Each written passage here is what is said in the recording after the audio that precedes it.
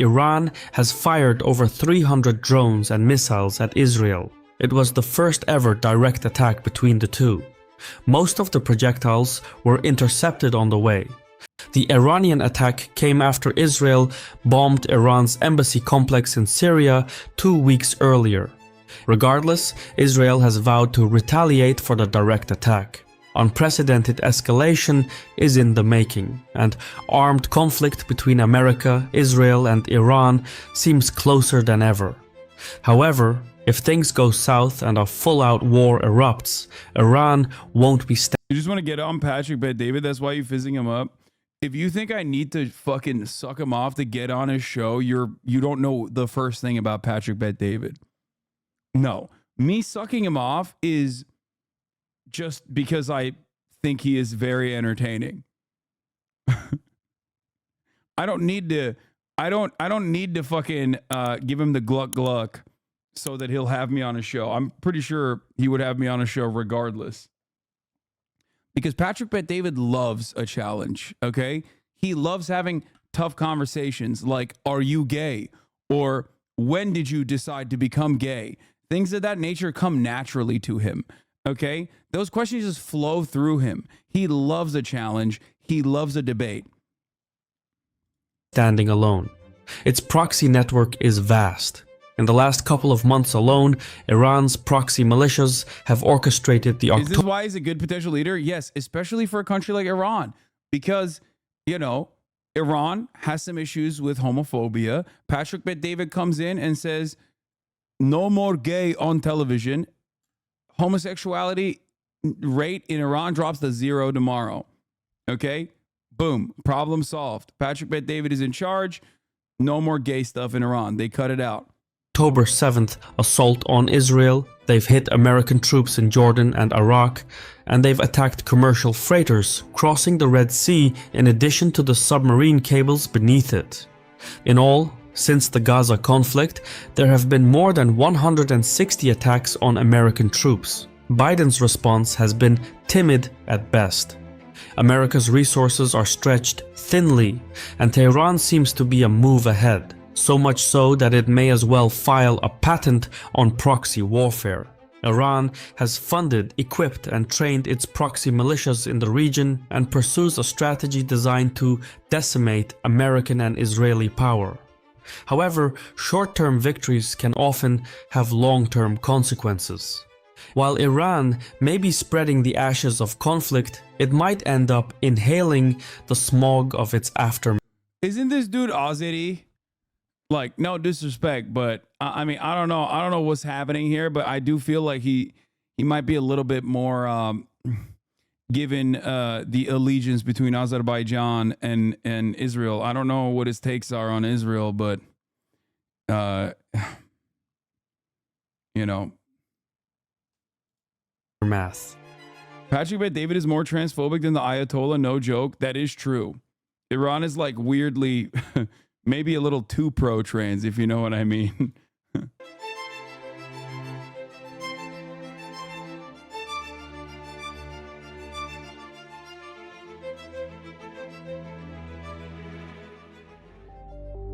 What comes next for Israel is controversial, but it greatly depends on America's resolve. We know that Israel will respond since it needs deterrence. However, Biden is not on board with a counterattack, and White House officials are trying to spin Iran's No, I'm not talking about Khomeini. I'm talking about this guy, Caspian attack as an Israeli victory because there was minor damage. Ground News, today's sponsor, helps me cut through the noise. I mean, it'd be rude of me to assume that just because he's Azeri that he is like pro-Israel. I'm just saying that the video was like a little spicy on that front. It gives access to local and regional sources for a more comprehensive perspective. I can compare headlines on the same story and see how different sources, sometimes even opposing sources, frame certain events. One of the fucking Ground only News advertisers that sponsors political content all these angles. For obvious For reasons. me, that is invaluable. And it's the reason I turn to Ground News whenever I read about current events. Go to ground.news/Caspian to get 40% off unlimited access to their Vantage No, he's got to plan, be not to the one I generalize used to do Azerbaijanis, my but come analysis. on. No, I'm not. They That's really like are an someone saying invaluable that service, I love the and I Armenian can't genocide or recommend something them because I'm enough. Turkish. I don't know. But Iran he is and talking America about have been Iran being at the each other's aggressor throats here, for kind of. decades. But things have been heating up as of late.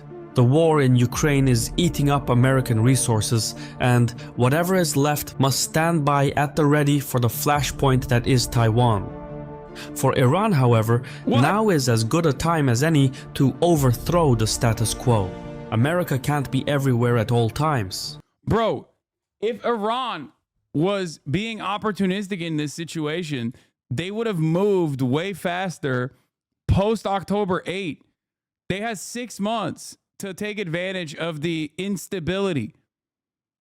Why the fuck did they only strike after Israel struck and violated their sovereignty, struck their embassy and violated their sovereignty? It's just like, it's a very odd take to have. Like, oh yeah, America needs to worry about Taiwan. It's like, oh, America needs to worry about Taiwan and Ukraine is like depleting our resources. It's kind of funny to say this, especially at a time when like Ukrainian resources have been depleted as a consequence of America's larger interest in Israel and unconditionally defending Israel. It's just that, I don't know. I this is how it is always with like foreign policy Andes. Everybody that does like foreign policy YouTube essays always make it seem as though, I mean, they always channel a lot of the State Department propaganda. I don't know if it's because all of the resources that you have to rely on, if I'm being super charitable, every resource that you have to rely on, if you are genuinely interested in covering global conflict, is going to be from think tanks that are State Department cutouts. Okay, FDD and many of these other adjacent think tanks are comprised of former military-industrial complex, current military-industrial complex people, and therefore you end up, if you're like an OSINT Andy, or if you're the type of dude who writes essays like this, and those are the most valuable resources, this part is true. I think that ends up basically shaping your attitude about regional actors. You always do so much America bad, you must get bored now. I mean, yeah, it is kind of boring to keep repeating why America is bad. You know what I mean? It's just America keeps showing why they're bad over and over again. But as you guys know, I repeat myself at the top of the hour all the time. I tell you that there's a 3-minute ad break at the top of the hour. And I tell you that if you no longer want to see those ads, all you need to do is subscribe. And I keep repeating myself every hour all the time. So, you know, I am kind of known at this point for my repetition. Yeah, America should, in order to switch it up a little bit, America should try being good for once. That would be fun. That would be interesting. You know what I mean? Every war YouTuber mentions Taiwan within 3 minutes or of their completely unrelated video. Yeah.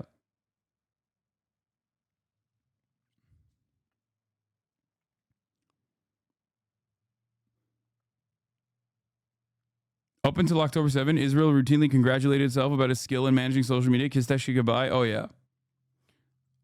Thank you for saying you love my shirt. You're still going to see the 3-minute ad break right now, unless you subscribe.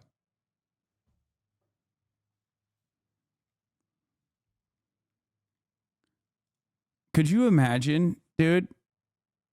Could you imagine if America was like, you know what? We're going to switch it up a little bit. We're going to do good things now.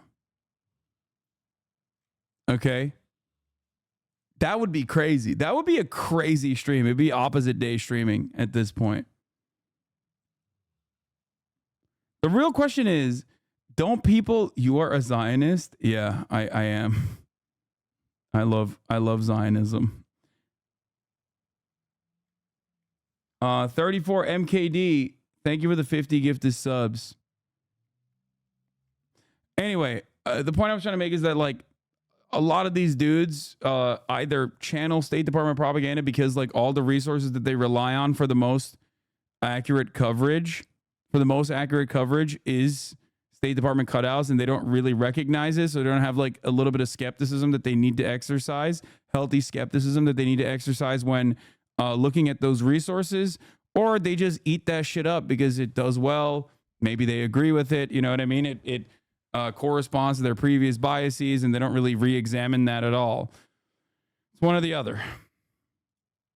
But to understand how things reached this point, we need to rewind the clock to the 1979 Islamic Revolution.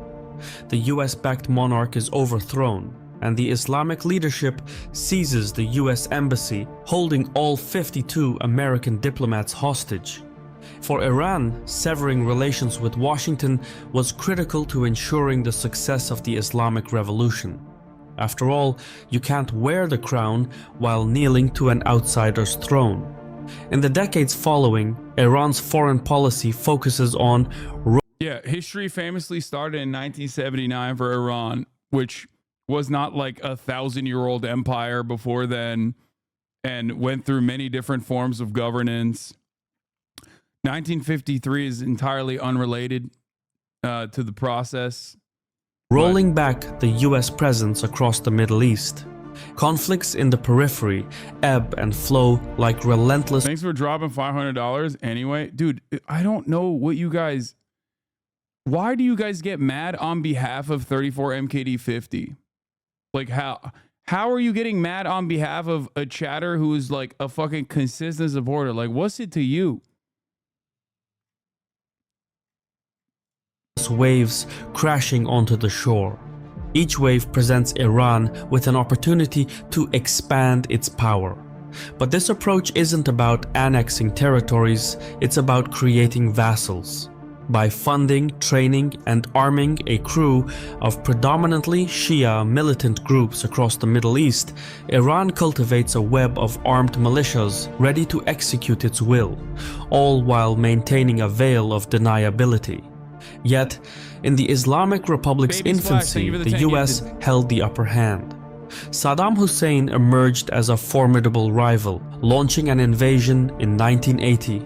It took 8 years, millions of deaths, and hundreds of billions of dollars to force both sides to the negotiating table. However, the enemy of my enemy is my friend. While the Iran-Iraq war was devastating, it brought Senior Assad's Syria closer to Iran. With Assad, Tehran nurtured its first proxy, Hezbollah. The Shia group was the first member of Iran's proxy network, commonly called the Axis of Resistance. Hezbollah has since grown into an influential political party in Lebanon and one of the most capable military forces in the region. It bolsters around 100,000 fighters, augmented by drones, tanks, artillery, and an arsenal of at least 130,000 rockets and missiles. At the heart of Iran's overseas ventures stands the... How did they get so much support, I wonder? Hezbollah, I mean. How, Hezbollah, like how, what did they do? Will he mention what they were doing? Like, how did they become? How? I don't know anything about the situation. I'm just simply asking this question. Like, what was it was pure evil that caused them to be seen as, caused them to achieve success. What were their goals? What were their aims? To do evil. Revolutionary Guards Corps, a formidable ideological paramilitary force that forms the backbone of Iran's power projection. Standing 150,000 strong, it's nearly half the size of Iran's national army. Within its ranks operates the infamous Quds Force, renowned for orchestrating, supplying, and training Iran's proxy assets across the region. Far from being a small fish in a big pond, the Quds Force has developed additional proxy groups in Iraq, especially after 2011 as US influence diminished. Iranian... It almost feels like there's a consistent through line that is not really mentioned here, which is that, like, any kind of fundamentalist group gains a shit ton of prominence when there is some kind of Western involvement. And in this circumstance, I mean Israel.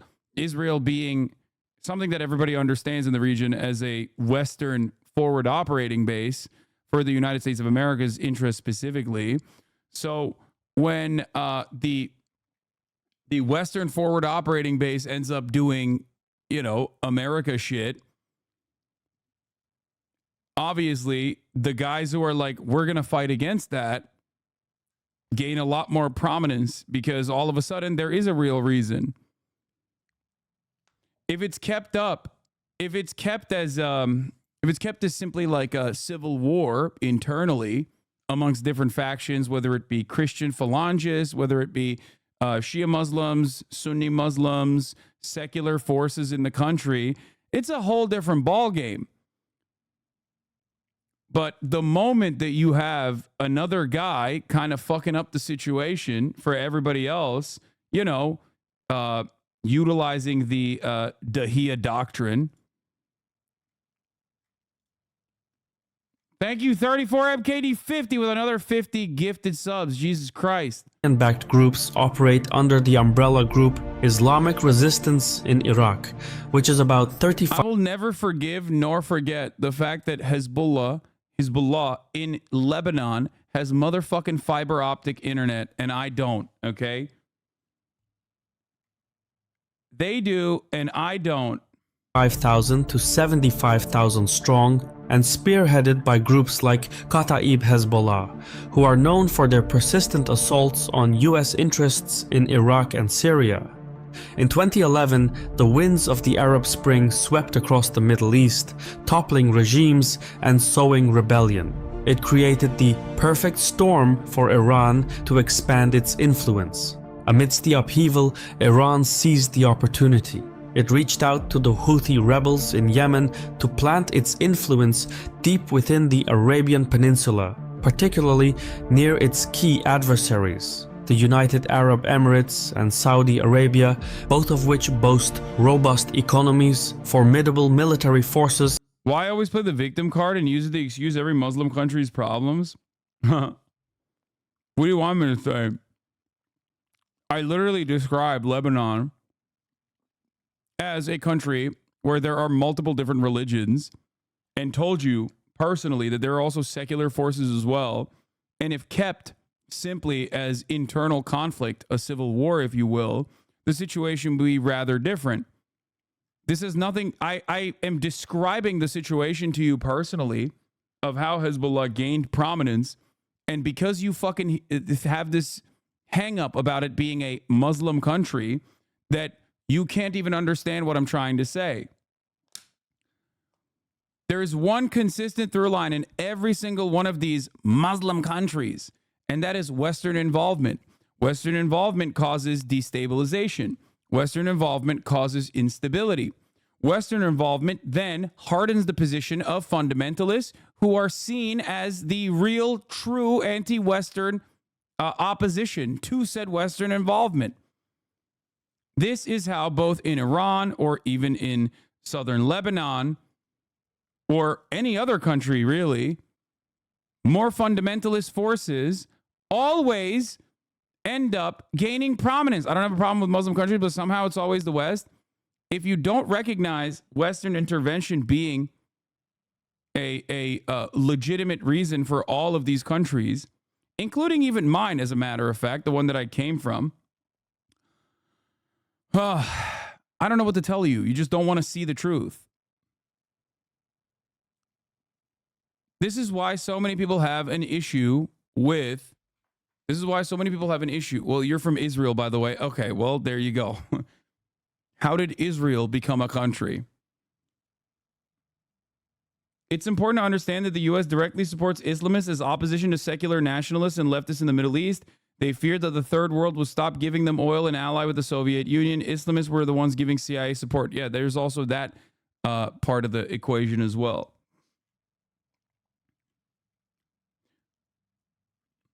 The problem here is that people refuse to recognize this intervention and its genuine consequences in the region, and simply want to believe that, oh no, these guys are just like barbaric on their own. And then ironically, sometimes they'll show like liberal aesthetic pleasing footage from like Iran, you know what I mean, in like the 50s or the 40s, to be like, look how fucking modern this country was. Look, you got women in bathing suits and shit. And it's always like, yeah, dude. And then what happened? Or they do this in Egypt. They do this in Iran. They even do this in Afghanistan, which is ironic because like the Afghan communist supporting government was one of the more progressive ones. They did a lot of fucked up shit to the Muslims in general in Afghanistan, but still, you know what I mean? They show that as this as like the beacon of progress. And it's like, what happened? Do you think Islam was invented in like the 60s? The 40s, 50s, no Islam? How did so many of these countries have fundamentalists gain prominence and power? How did that happen? Let's not examine this question further. Okay, stop making it about Islam. Your people are killing Christian Arabs as well. Yeah, there's also that aspect of it too. It's not even just about Islam in general. It's not about religion at all, as a matter of fact.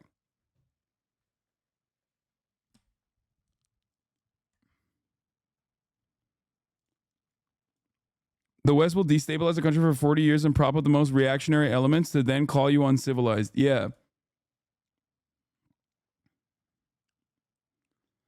And by the way, this is a little bit more about Islamophobia in general due to like, you know, the past 2 decades of steady Islamophobic propaganda to justify the war on terror. But there's a reason why we don't, like, Islamophobia is the reason why we don't heavily feature Latin American coups that worked in the identical capacity where we put the fucking Christo-fascists in charge. The CIA alignment is always the same. Obviously, there are exceptions, but it almost always is the fucking same. Find the most psychopathic fascist right-wingers you can, give them arms, train them in the ways of torture and terror, have them fucking overthrow the democratically elected government, have them fight and kill a shit ton of people, even other churchgoers and nuns and shit too, depending on what flavor of the Latin American country we're talking about. And then, you know, reproduce the same results over and over again.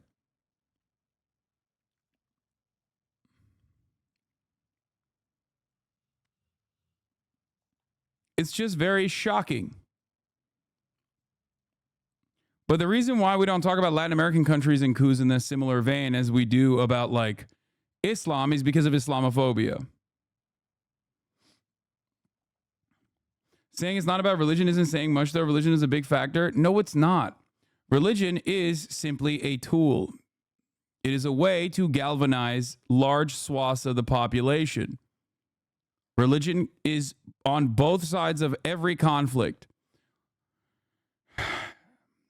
I always use the same example when it comes to the Christian advocacy for slavery and how Christianity played a role in liberation theology and specifically the abolition of slavery in this country. Some of the most prominent anti-slavery activists that are considered radical terrorists, but they were correct at the time and they are correct now as well, like John Brown, were religious nutters. John Brown thought that he had a mission that God had given him to abolish slavery. Okay? Religion is just used as a tool. That's it.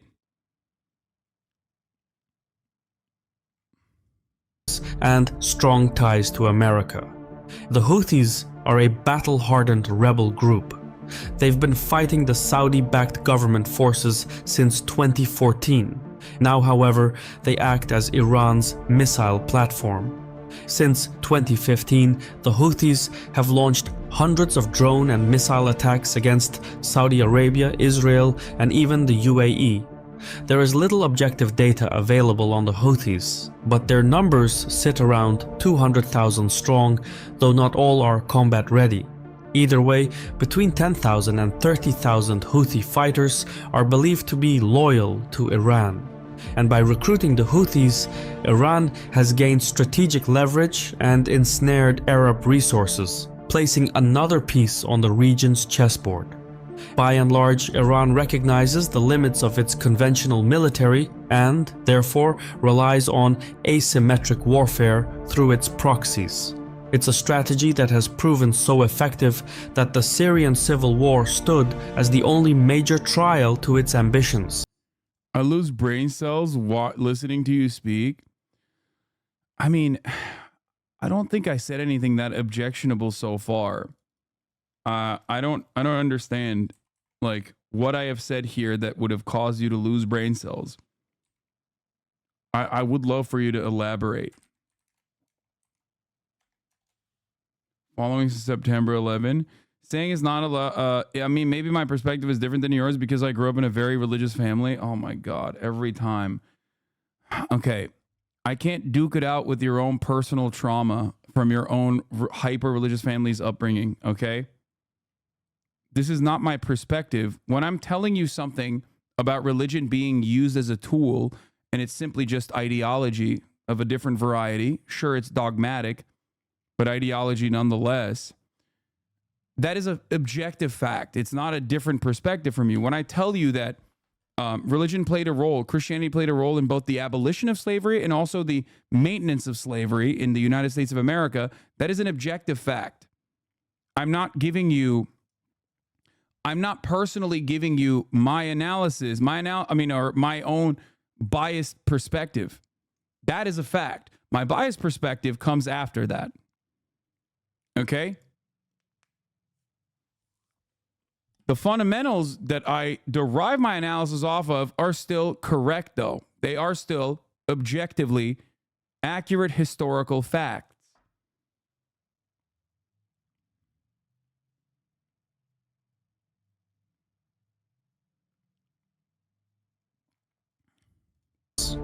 The potential fall of Assad threatened to undermine Iran's grip on the Levant and blow a hole in its proxy network. Losing Syria would mean losing direct land access to Lebanon, where Hezbollah is situated. However, through an alliance with Russia, Iran was able to push back the Syrian rebel forces, securing Assad's position and effectively turning him into a vassal. A little to the south sits Hamas, another proxy of Iran. Since the October 7th attack, Hamas has lost manpower and territory to Israeli forces. Moreover, an estimated 28,000. This is a very interesting way to frame what Israel's been doing. Palestinian lives Just joined, but you should have brought up the Iranian guy who was the most secular and valid leader for Iran at the time that the US didn't like. I did. Have been lost since the start of the hostilities. Iran is the only clear winner in the conflict. The Hamas attack came at a time when Bahrain and the UAE, under American guidance, made historic moves to normalize relations with Israel through the Abraham Accords, with Saudi Arabia on. It's just like saying that Hamas is an Iranian proxy is also kind of ridiculous. Hamas, one, did not start off as an Iranian proxy. It was a Muslim Brotherhood cutout. It was an Islamic charity originally. And just because Iran and Hamas are aligned, because Iran thinks that Hamas is a very valuable tool to use against the Zionist entity, does not change the reality that like they are obviously operating on their own volition. It's ridiculous. Hamas's existence is simply one of resistance to the Israeli apartheid. Like, it's not like Iran is controlling Hamas and going like, yeah, do October 7, please. That would be sick. It's crazy. Especially when the United States of America. Oh, fuck. I'm effing. Hold on. Hold. I'm still here. Okay.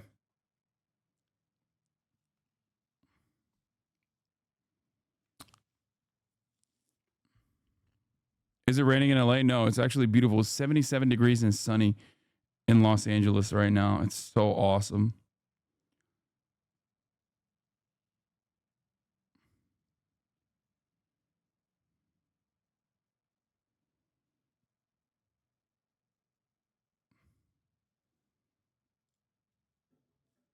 Oh, it's effing again a little bit. Hold on. Hold.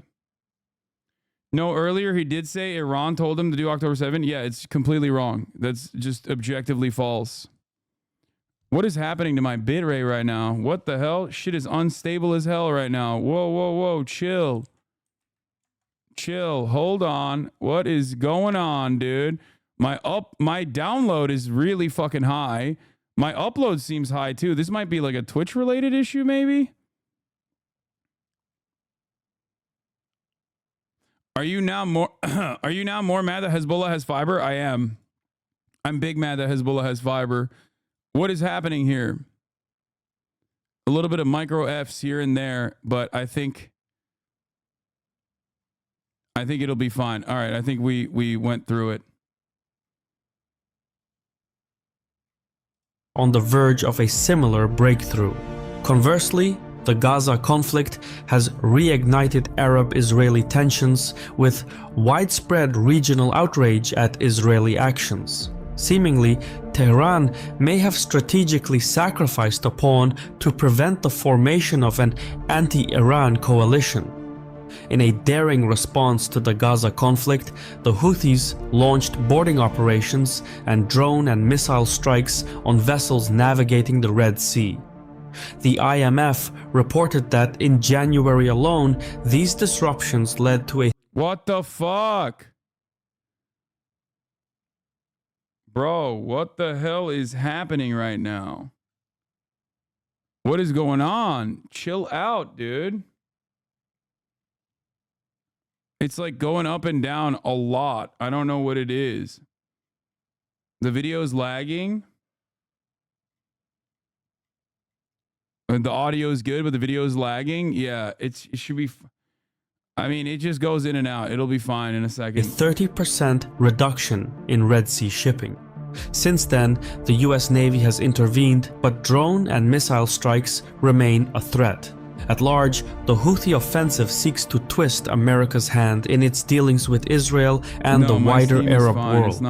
Adding insult to injury, the Red Sea attacks marked the prelude to further assaults on US interests.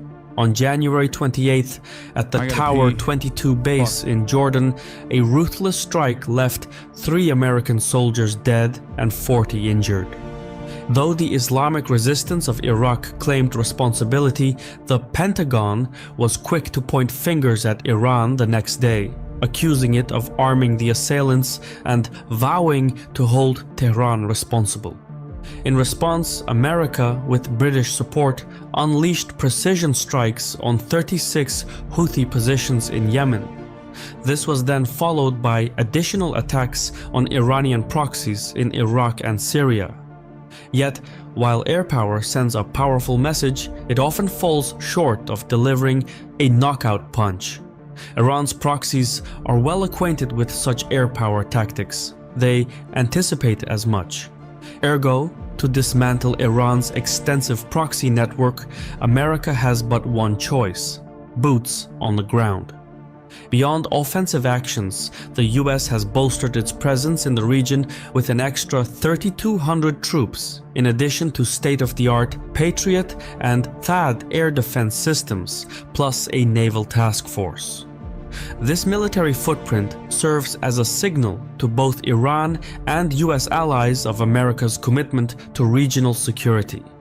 Still, Iran's proxy attacks are meticulously timed. They capitalize on a critical election year in the United States and bank on American... Dude, this part is fucking ridiculous. This guy's reading a think tank script. Dude, this is ridiculous. It is like Iran didn't time this more than Israel did.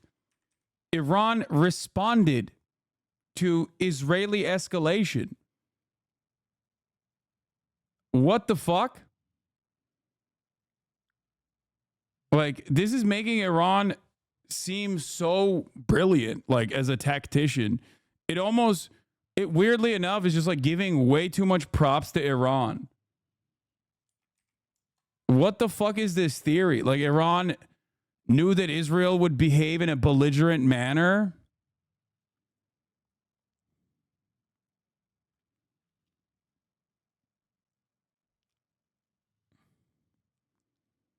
Like, Iran knew that, like, Israel would strike their embassy.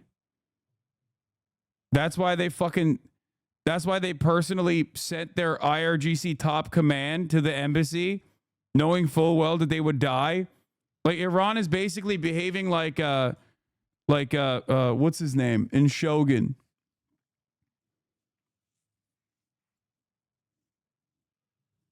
Sending his best friend Toranaga. Iran is basically Toranaga, Lord Toranaga coded, where they're saying like, listen, obviously I want to showcase how determined I am to give up my arms and how I'm not going to certainly restore the shogunate, which is why I obviously, if my best friend fucking commits seppuku, everyone will know inevitably that I'm interested in giving up my arms. Like, that's what Iran was doing. They were sending their IRGC generals knowing full well that they're gonna fucking die in that consulate, because Israel certainly will hit that consulate and violate Iranian sovereignty and give him a credence, give him an opportunity to strike back at Israel. Obligations to multiple conflicts. So far, Biden has been cautious, but an electoral victory could encourage him to take a firmer I stance. thought you were spoiling last night's episode and almost launched myself off my patio. No. Trump would do the same, if not more. Nonetheless, there are bumps in the road to hegemony. Yeah, that's the other part. Like, Iran, so smart, so brilliant, so good at tactics, but also doesn't recognize that the guy, Donald Trump, is going to advocate to nuke Iran. Like, what the fuck's happening here? I didn't get to the Iran episode of Shogun yet. Thanks, spoiled. Despite Iran's influence, each proxy operates under its unique ideological banner. Deviations from Iran's strategic directives could disrupt its meticulous plans. For example, the recent attacks risk blowback. Washington could break off negotiations for the exit of its remaining 2,500 troops in Iraq. So, yeah, dude, definitely. They were so interested. America was so interested in removing themselves from the region until Iran just went ahead and did it, dude. Iran can walk on thin ice, but its proxies need to watch their step. And while Tehran is a formidable powerhouse, it is not without vulnerabilities. Like Yugoslavia before it, Iran's ethnic layout is its prime debility. American and Israeli policymakers are currently considering employing these internal divisions in hopes of bringing about the Yeah, that's not even a joke, by the way. Yeah, we joke, but the guy who wrote Shogun also wrote a love story set in late Shah Revolution period called Whirlwind. Yeah, that dude wrote a lot about like East meets West, all the way to, I think, Afghanistan. So technically, if FX wanted to, they could literally continue the books. Yeah, the chatter is not wrong. balkanization of Iran. Wait, what? Wait, I stopped focusing on the video for a second. I'm sorry, what? Iran's ethnic layout is its prime debility. American and Israeli policymakers are currently considering employing these internal divisions in hopes of bringing about the balkanization of Iran. Israel in particular has strengthened ties with Azerbaijan and shown interest in supporting Azerbaijani separatist movements within Iran. Ethnic Azerbaijanis number around 25 and 28 million, and they are mostly tucked in the north of Iran. If even a portion of that sizable number takes up arms against Tehran, it could spell disaster for Iran's statehood. For now though, information operations are in their infancy. To peek at the future, one needs to look to Iran's east. Here Wait, this video also says that Iran proxies are bad, but the US and Israel using destabilizing proxies is good. The liberal mind is astounding. No, it's not. It's actually quite simple. It just goes to good, bad dynamics. America good. America is always in the interest of good. Sometimes they do bad to do the good thing, but ultimately they're always good. Iran is always bad. Obviously, they're the big bad, and they want to do bad things. And, you know, even when they might be on the right side of a particular situation, they're still doing it in a bad interest, and we have to do bad things to defeat the bad guys. It literally is just good versus evil. That's it. That's how every liberal thinks at the end of the day. Like their moral foundation comes from a laughable childlike analysis where our guys are good, their guys are bad. We have to sometimes do bad things to defeat the bad guys. It's very Marvel pilled, exactly. That's it. Once you recognize that, then you understand where a lot of this, a lot of the additional analysis is just built on top of that faulty premise. Here, Iran is in a standoff with Pakistan. At the heart of the issue are militant Baluch separatists who make up the ethnic majority in the region and feel marginalized by both Tehran and Islamabad. On Iran's side, there is a Sunni Islamist insurgency, while the Baluch insurgency in Pakistan is a more secular nationalist movement. Either way, the ethnic insurgency has both Iran and Pakistan on edge. So much so that in January, Tehran launched unilateral strikes against Baluch separatists hiding in Pakistan. It was the first time Iran conducted an attack on Pakistani soil. 2 days later, Islamabad responded with airstrikes against Baluch separatists hiding in Iran. The tit-for-tat shows just how quickly and unexpectedly things can go south. For now though, as the dust settles, Israel will look to re-establish deterrence for Iran's direct attack. However, the level of support from America will determine whether the crisis escalates beyond just Israel and Iran. The one factor that absolutely zero people consider in this equation is how much disdain, understandable disdain, every single ethnic group has towards the United States of America. Okay? This is what so many people, for some weird reason, when they're suckling on the liberal, neoliberal American imperialism teat, refuse to reckon with. It refuse to recognize in general. It's just that, like, America, and by extension Israel, are seen as outsiders, not because like Israel is Jewish or anything like that, even though it does oftentimes turn into anti-Semitism as well, certainly, for some. It literally always is just stop interfering in our affairs. There is no stronger way. There is no stronger way to unite someone other than turn around and say, these guys are fucking coming in and ruining our shit.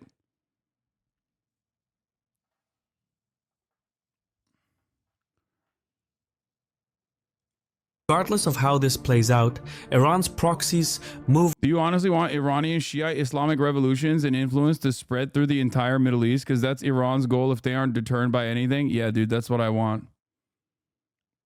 You know, I as a person coming from a Sunni country, I want the true Islam to finally thrive, okay? I would like to be ruled by a mullah myself. That's my take. Move across the periphery like a sandstorm covering America's footprints. But proxy warfare You're an always internationalist, so you support Iran exporting its revolution? Yeah. cuts both ways. Iran may yet win the battle, only to lose the war. I've been your host Shirvan from Caspian Report. Yeah. It's weird though, because like Hamas are Sunni, Palestinians are Sunni, and yet they're also a proxy of the Iranian Shiite regime. Is that what's going on?